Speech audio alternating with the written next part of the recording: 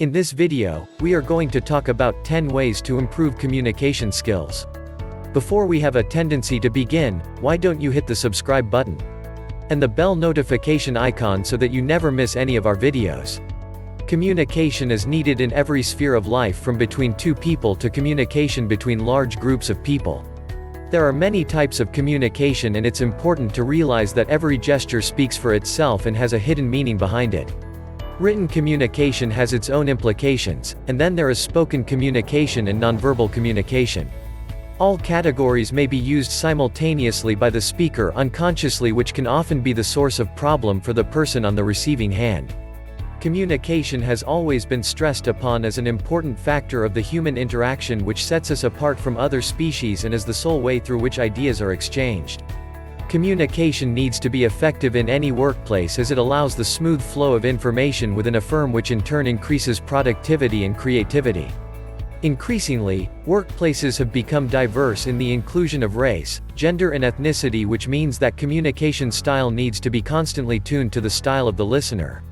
The diversity also encourages the use of standardized communication in order to aid a clear understanding of information. Here are the top 10 easy ways to enhance your communication skills. 10. Engage the audience in discussion. Regardless of how compelling the speaker is, all audiences have limited attention spans. To become a more effective communicator, make presentations and discussions interactive. Ask the audience a question, encourage people to call out their thoughts during a brainstorming session, or at the very least ask hypothetical questions to stimulate the audience. 9. Understand the other person. Before you hit send, pick up the phone, or prepare to speak, it is imperative to know you will be referring to and understand them. This will enable you to tailor your message in the medium and language which would be understood by the receiver of the communication. If you are speaking to someone whose first language is not English or the dominant language spoken, then care must be taken to speak slowly and without the use of difficult words. Similarly, if in correspondence with higher authorities, then it is imperative to not use any informal language or abbreviations which they may not be aware of. Adopting standardization in your communication process would only work if the receivers were of the same background and understanding of the spoken language. 8. Use your body. Our body gives out a multitude of symptoms which are often unable to control because of lack of awareness. However, when we learn to use our body to support our words, then they form a powerful combination of communication. Little gestures such as nodding your head, keeping eye contact, smiling at the right points in the speech, keeping your arms uncrossed are all signs of being aware of your body for better communication. 7. Review before you speak, or hit send. Ditch the impatience and take your time before you start speaking or hit the send button.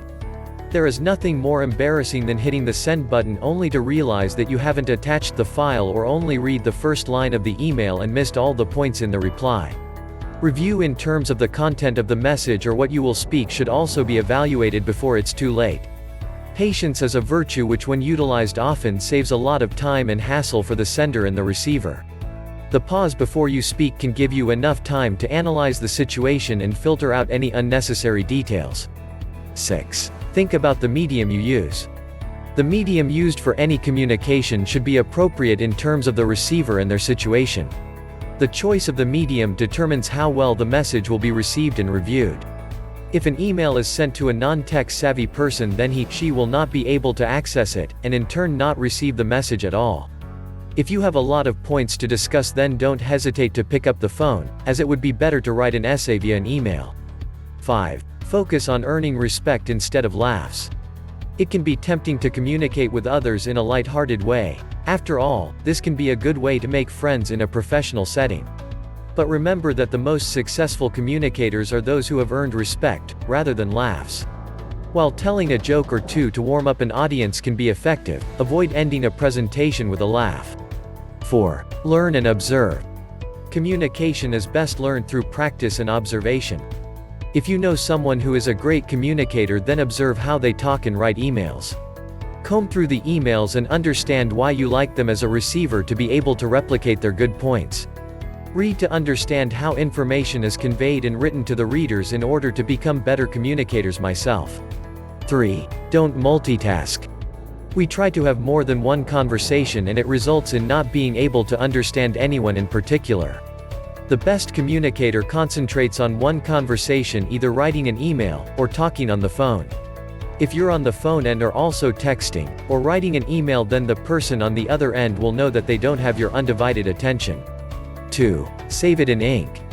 Communication is not about being able to remember the details of the last conversation you had, rather it's about comprehending it and digesting the facts. The details which need to be remembered should be written down on paper and referred to when next needed. 1. Ask questions.